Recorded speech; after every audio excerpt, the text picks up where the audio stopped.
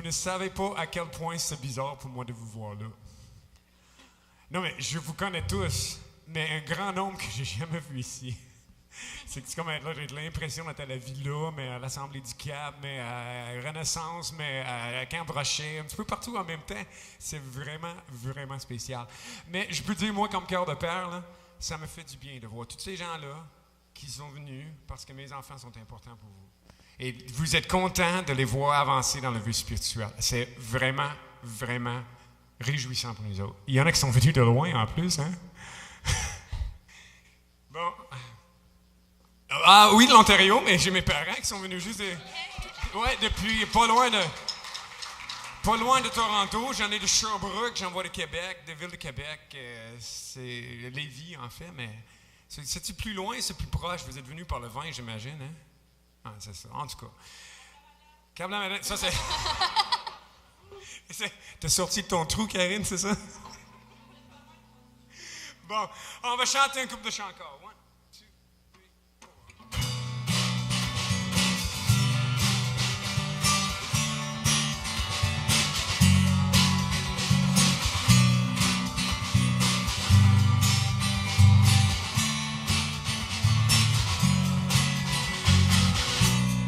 Amour parfait, tu t'es donné à la croix pour tout effacer, tous mes péchés, tu t'es chargé sur le bois.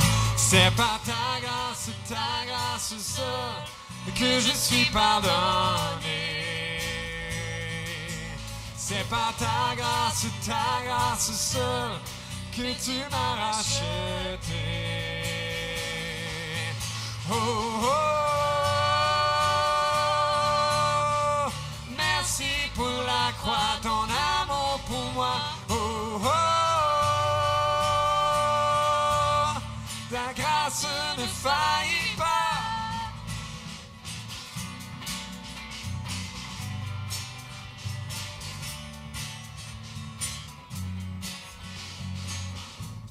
Rien ne pourrait me justifier, ton pardon est immérité. Tous mes efforts ne suffiraient à me sauver. C'est par ta grâce, ça, que tu m'as pardonné. C'est par ta grâce, ça, que tu m'as racheté. Oh, oh, merci pour la croix, ton amour pour moi. Oh, oh, ta grâce ne faillit pas. Ta grâce justifie, ta grâce m'affranchit, ta grâce me réfie, ta grâce m'offre la vie, ta grâce m'a sauvé, ta grâce a pardonné, ta grâce m'a comblé, ta grâce m'a libéré, ta grâce justifie, ta grâce m'affranchit, ta grâce m'a suffit, ta grâce m'offre la vie, ta grâce m'a sauvé, ta grâce a pardonné, ta grâce m'a comblé, ta grâce m'a libéré.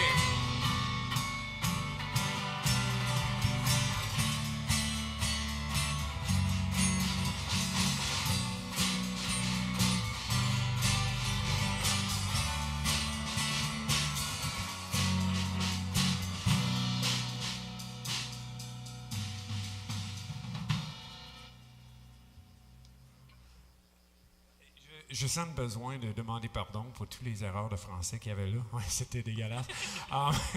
Moi, là, j'ai prêché un matin, puis mes parents sont en visite, puis j'ai pris là, ce qu'il y avait là, puis ça a l'air qu'il va falloir qu'on fasse un peu de ménage.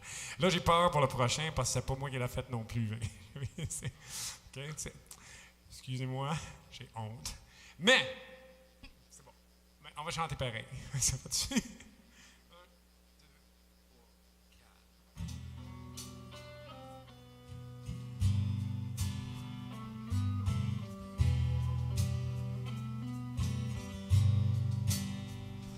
J'étais brisé, vide et sans espoir. Ta Ta grâce m'a trouvé, m'a restauré. Je n'ai rien à moi de tel que je suis. Je me libère, tu me libères. Grâce infinie de notre Dieu qui un jour m'a trouvé. J'allais errant de lieu en lieu quand tu m'as retrouvé. Et maintenant je vois l'amour, la grâce dans tes yeux, donnant ta vie pour moi, me ramenant de la mort à la vie.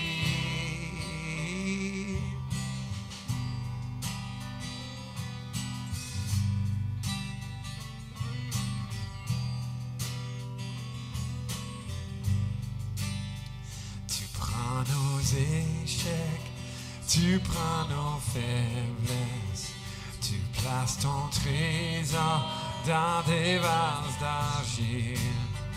Oh, prends mon cœur, Père, je veux te servir pour que tu sois ta vie en moi.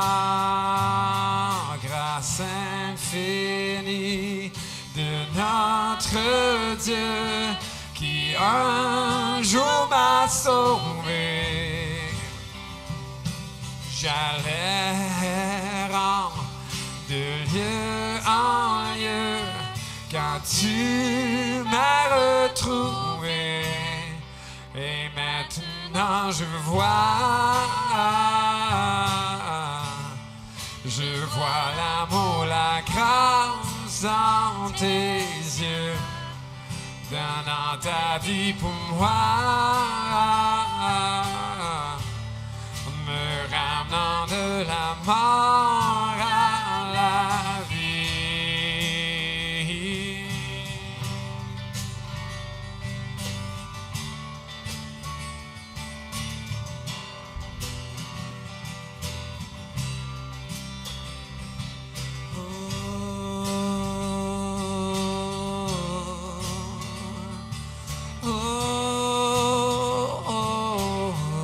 Grâce infinie, grâce infinie de notre Dieu qui un jour m'a sauvé.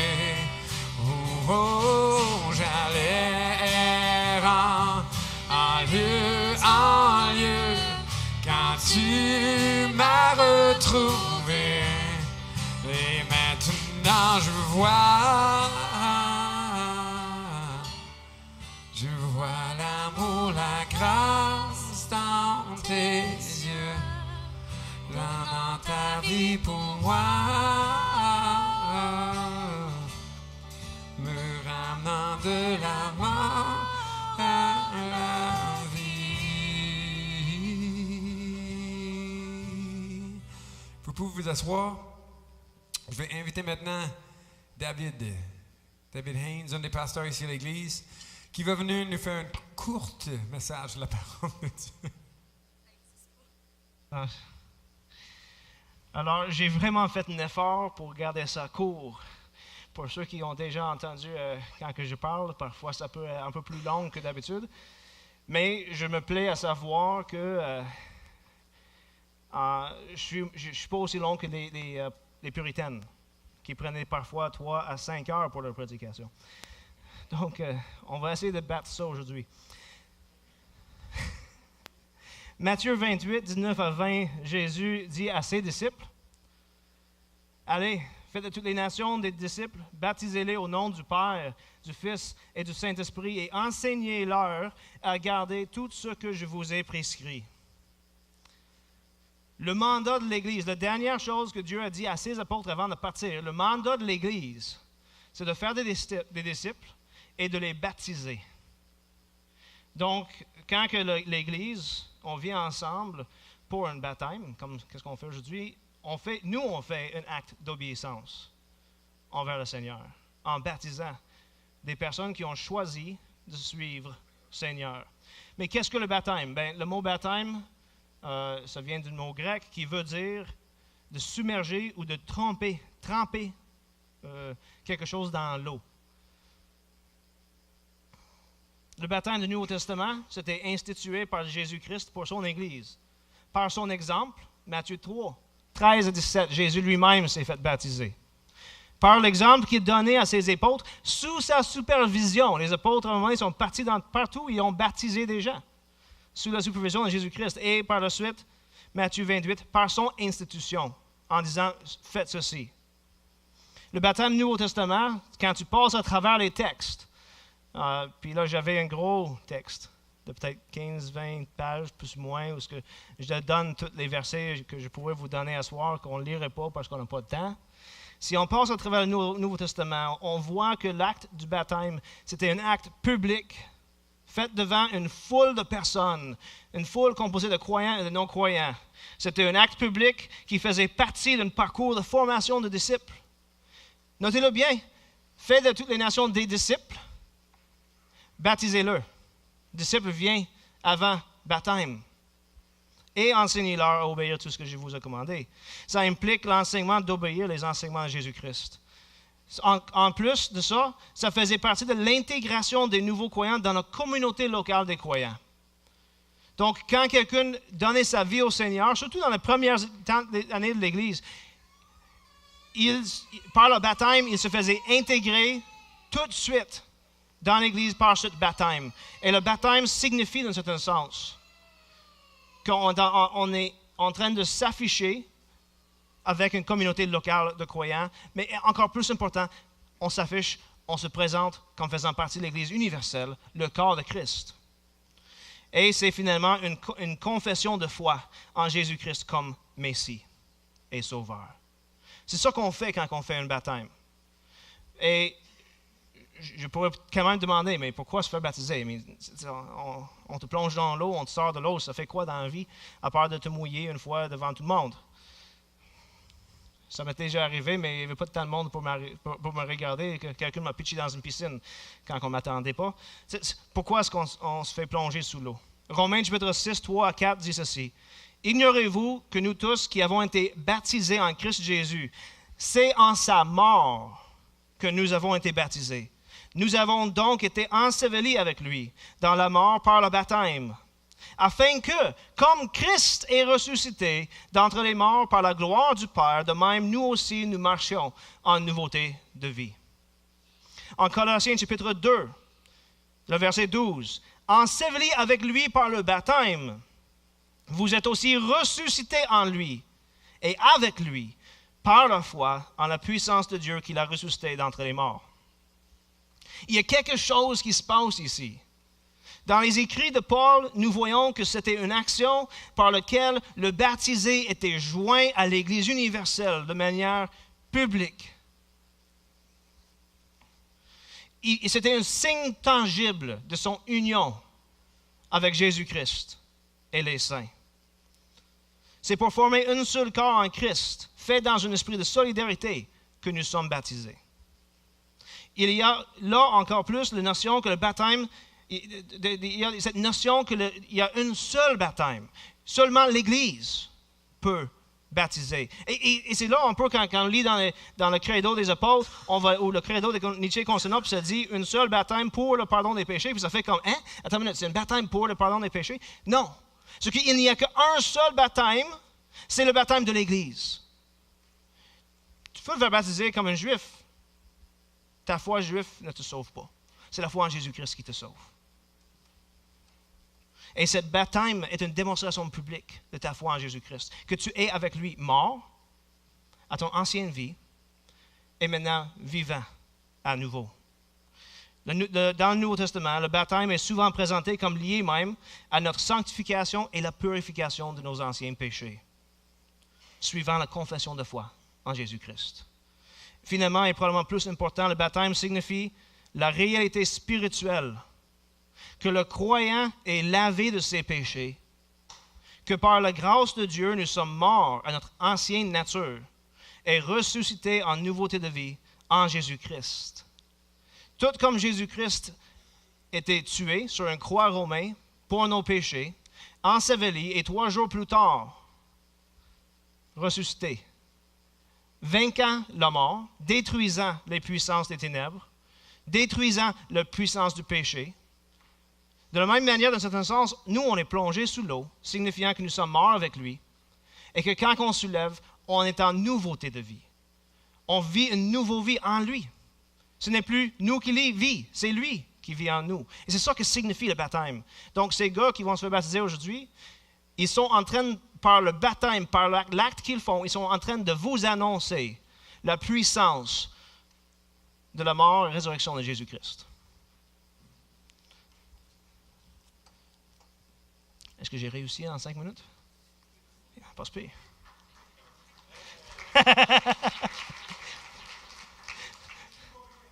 Mais t'es pas préparé. Bon, ça, je veux dire que j'ai plus de temps?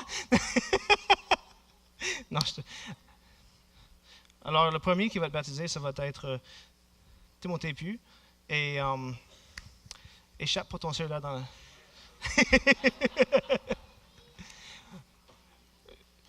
Juste pour vous dire, ça n'arrive pas toujours, mais c'est toujours un privilège dans l'Église de laisser les parents baptiser les enfants quand ça peut arriver. Alors, c'est pour ça que Will disait, je ne suis pas encore prête. Will va avoir le privilège aujourd'hui de baptiser ses 2 garçons. Et je vais pouvoir vous dire, parlant comme un parent, là, j'ai hâte de pouvoir d'être capable de faire la même chose. Et alors, je vais laisser Will venir en avant. Will, veux-tu ça? OK. Parfait. Yes, sir, yes, sir. Yes, sir, yes, sir, yes, sir. Oui, allô? Yeah, yeah. Hey, on m'entend-tu? Un petit peu? Ah, yeah, yeah, yeah. OK, merci d'être là, gang. C'est vraiment un plaisir d'être en avant de vous. Puis, on va essayer que ça soit hot. Bon. Faut que ça load. Yeah. Ça sera pas long, ça load. T'as le fils, c'est ça? Yeah, boy.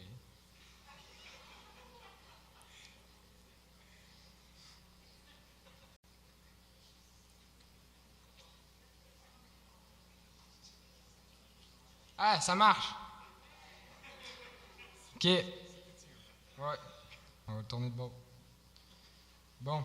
Avant de parler de ma conversion, j'aimerais ça vous mettre en contexte un petit peu de ma jeunesse. Il n'y a pas grand-chose, mais je veux dire, c'est ma vie, fait que je vais vous mettre ça le plus clair que je peux. Dans le fond, je viens d'une famille où que Jésus est très important. Toute ma famille est croyante. Et puis ça a fait que ma connaissance des enseignements de Jésus a fait partie de ma vie courante. Mes mémoires favoris de ma jeunesse au niveau de biblique, toutes ces affaires-là, c'était, mettons, les écoles du dimanche avec Lynn, les genres des histoires missionnaires qu'elle donnait avec les missionnaires qui avaient pris des pas radicaux pour Jésus. Même en amoureux, genre C.T. Studd, des affaires de même. Ça m'a vraiment inspiré. Ou des affaires comme les dimanches soirs à l'église, au Cap, il y avait des baptêmes. Puis aussi, il y avait des changements radicaux où que Jésus changeait vraiment leur vie. Ça me touchait beaucoup. Ou les Jesus Time avec Jocelyn Aubu. Ça aussi, ça me touchait beaucoup, comme C.T. Studd. Il en avait parlé une couple de fois. Ou des affaires comme ça. Il a pris des gros changements, des grosses étapes dans leur vie pour montrer l'amour de Jésus. Par exemple, quand j'étais jeune, même encore aujourd'hui, j'étais encore tout stressé, genre. Mais je voyais pas la grosse différence que Jésus avait faite dans mon cœur. Parce que, je veux dire, j'étais jeune, j'avais accepté Jésus genre 8000 fois. Puis, je voyais pas comme il y avait un changement dans mon cœur.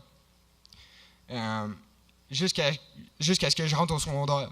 C'est là que j'ai vu que, quand je suis rentré au secondaire, là, j'avais plus de juste une communauté chrétienne. Là, je voyais le monde comme qu'il était. Puis c'est là que j'ai vu que le monde qui connaissait pas Jésus, qui vivait sans Christ, man, il était perdu, man, puis c'était pas drôle.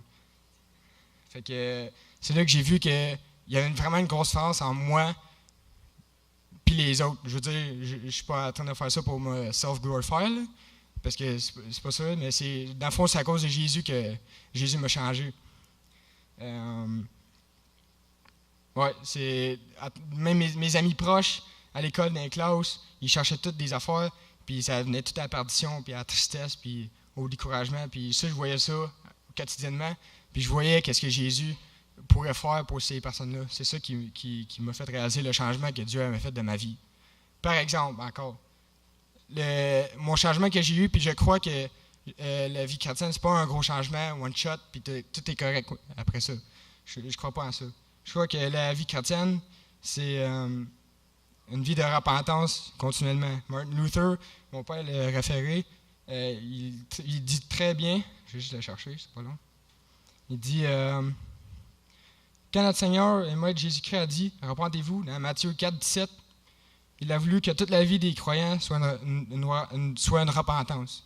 Ça m'a vraiment touché parce que c'est pas un gros changement, puis t'as pas à stresser. Si tu reconnais que tu es un pécheur, puis que tu as besoin de Dieu, ben à tous les jours, ben tu peux voir sa face puis le demander à t'aider.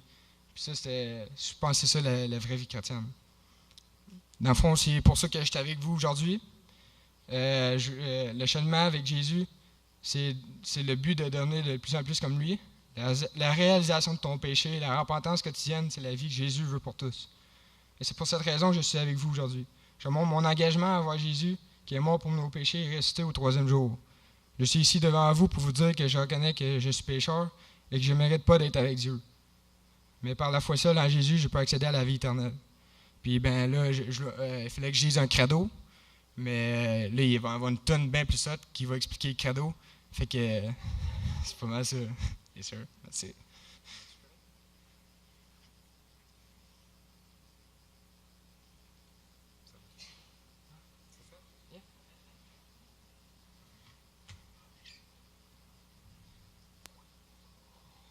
Fiston.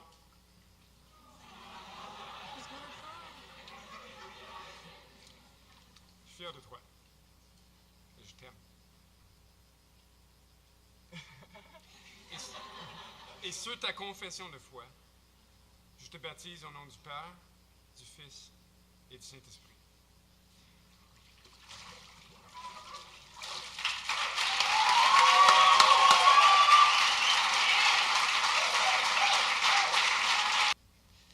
Bon, ben, moi, j'ai vécu dans une famille très similaire à celle à Timothée.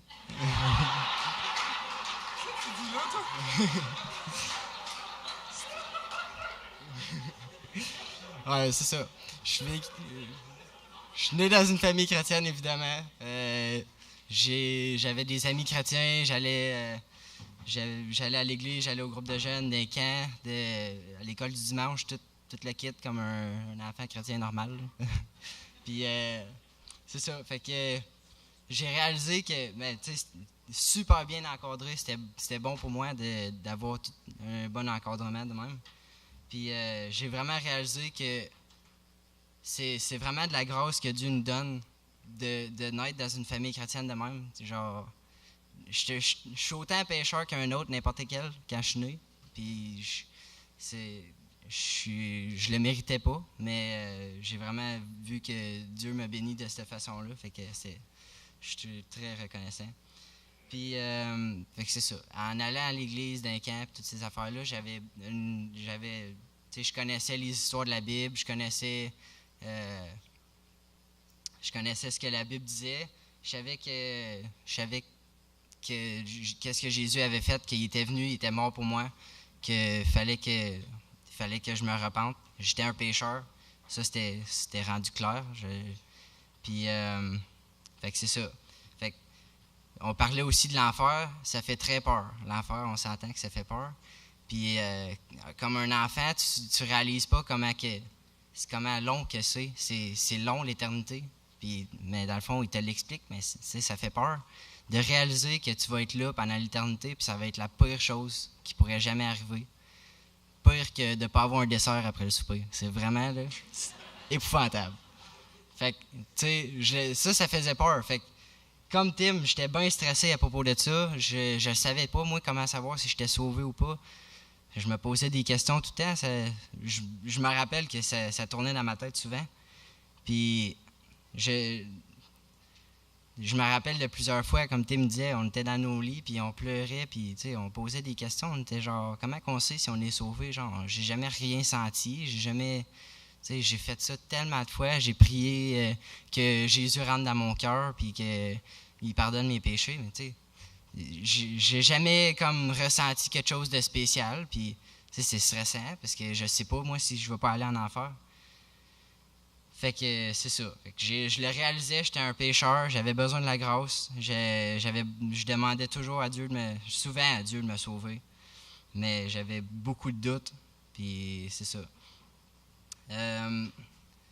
Mais là, avec le temps, j'ai appris beaucoup de choses. J'ai mis ma confiance dans la Bible. Je sais que c'est vrai.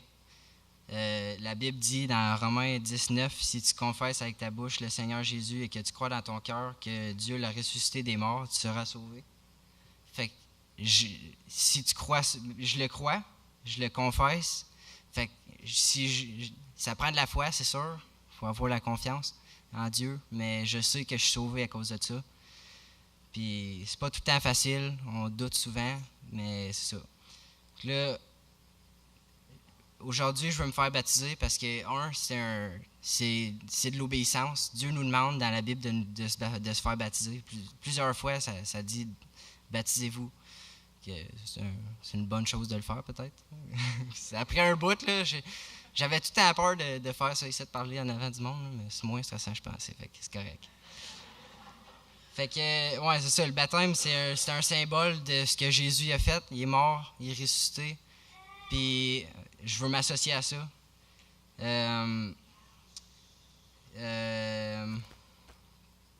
La Bible dit, si quelqu'un est en Christ, il est une nouvelle créature. Les choses anciennes sont passées. Voici, toutes choses sont devenues nouvelles. Dans 2 Corinthiens 5, 17. Je trouve ça important qu'on est une nouvelle créature. Même si j'étais encore un pécheur, aux yeux de Dieu, je suis important. Ben, en fait, tout le monde, même si tu étais un pécheur, tu es important. En tout cas. OK, désolé, c'était un mélangement dans ce que je voulais dire. En tout cas. Fait que. Ouais. Fait que moi, je crois que Dieu m'aime, peu importe quoi. Je crois qu'il a envoyé Jésus, il a vécu la pire humiliation, la pire souffrance que tu pourrais jamais avoir. Dieu, devenu homme sur terre, c'était vraiment, c'est épouvantable, c'est humiliant, mais il l'a fait pour moi, pour me sauver, pour me pardonner. Il voulait prendre mes fautes, il voulait me pardonner puis restaurer ma relation avec Dieu. Fait que c'est pour ça que je me fais baptiser.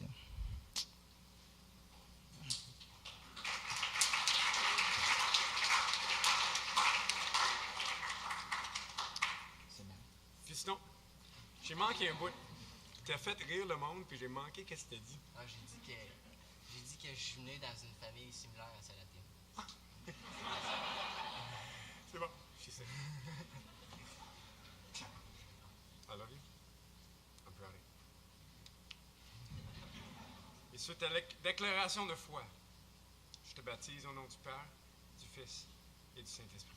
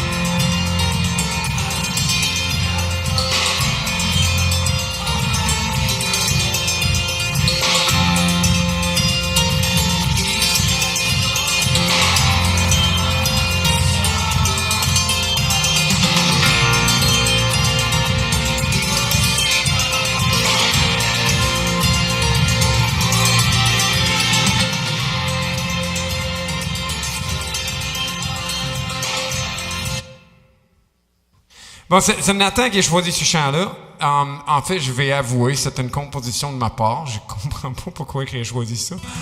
Mais, en tout cas, sûrement, il y a de quoi dans les paroles.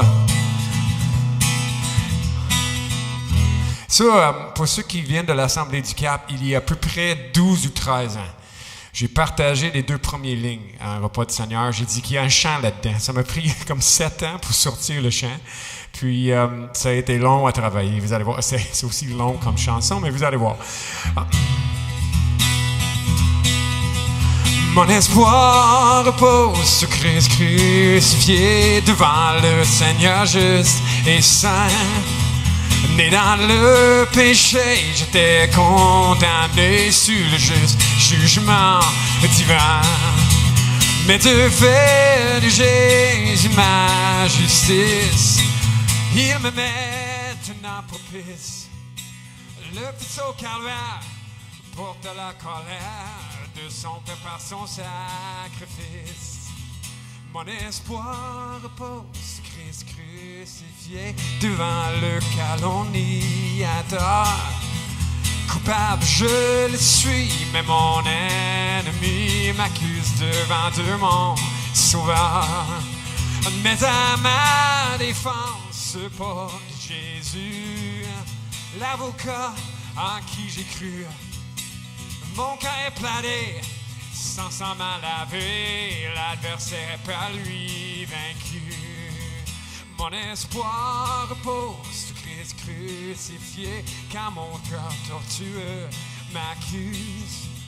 Du mal incurable, trompeur haïssable, devant Dieu je suis sans excuse. Mais le Saint-Esprit a attesté que je suis fils adopté, et vous les filles peut-être, maintenant, toujours, j'ai de Dieu l'amour dont rien ne peut me séparer. Mon espoir repose sur Christ crucifié, j'ai un accès auprès du Père. Avec assurance vers son trône, j'avance avec foi et un cœur sincère. Par sa grâce et sa clémence, j'obtiens du secours dans mes besoins. Jésus est entré et a traversé les cieux, et devant Dieu se tient. À m'asseoir repose sur Christ crucifié, dès maintenant jusqu'à la fin. Jésus, Fils de Dieu, descendra des cieux pour l'Église qui lui appartient. Et sur un cheval blanc, il paraîtra.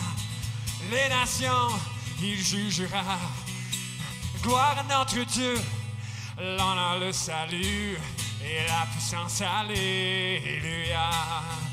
Mais ceux qui sont par l'Esprit scellés, avec lui pourront entrer aux noces de l'agneau, sans tache, sans défaut, pour toujours avec lui régner, pour toujours avec lui régner.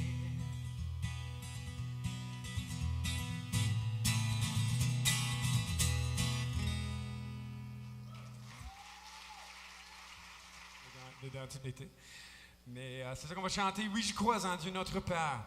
Oui, je crois en Christ, son Fils. Oui, je crois en ton Saint-Esprit. Le pardon des péchés, je prêchais un matin. La vie éternelle. Hein? On chante ensemble. 2, 3.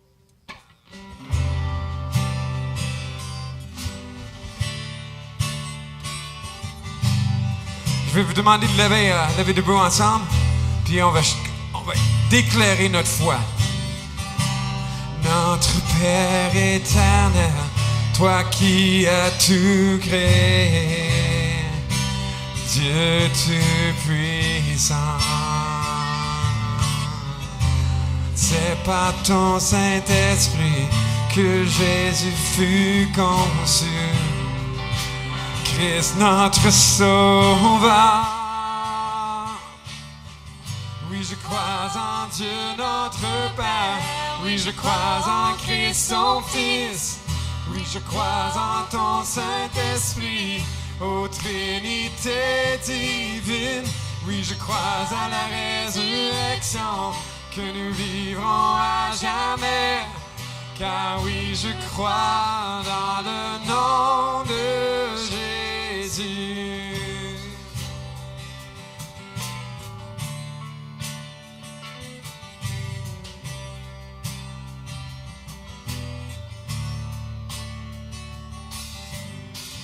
Notre juge et défenseur, tu souffris à la croix. Le pardon est en toi. Descendu jusqu'aux ténèbres, tu es ressuscité, à jamais élevé. Oh, oh, oh. Oui, je crois en Dieu notre Père. Oui, je crois en Christ son Fils. Oui, je crois en ton Saint-Esprit, ô Trinité divine. Oui, je crois à la résurrection, que nous vivrons à jamais. Car oui, je crois dans le nom de Jésus.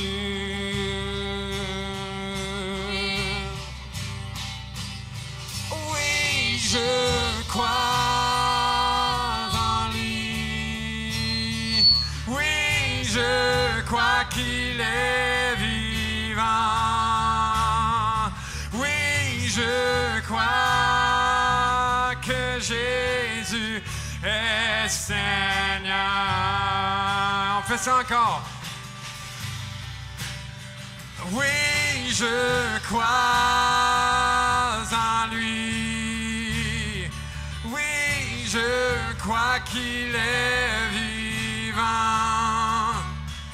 Oui, je crois que Jésus est Seigneur.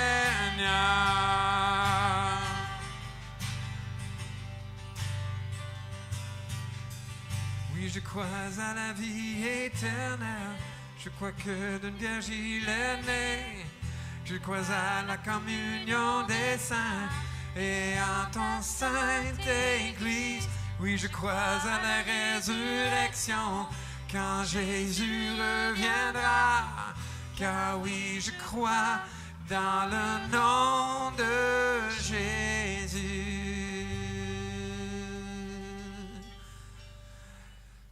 Et oui, Seigneur, je te remercie pour tous ces gens qui déclarent avec moi que nous croyons dans le nom de Jésus-Christ, Sauveur du monde, pour le pardon de nos péchés. Merci pour mes deux garçons qui sont engagés, Seigneur, envers toi, pour vivre une vie sainte et juste, à chercher ta face, à chercher à t'honorer. Mais quelle joie que c'est pour moi et pour nous de le voir. Seigneur, à travers leur vie, appelle des gens à toi. Qu'eux, ils portent vers le monde ce message du salut en Jésus-Christ. Et qu'ils sachent pour toujours aimer, accepter de toi, pardonner, purifier à tout jamais. Qui aient cette confiance en eux, s'il te plaît, pour la gloire de Jésus. Et bénis ici la collation qu'on va prendre, que ce soit pour notre force et aussi pour notre fellowship, notre communion ensemble. Au nom de Jésus, amen.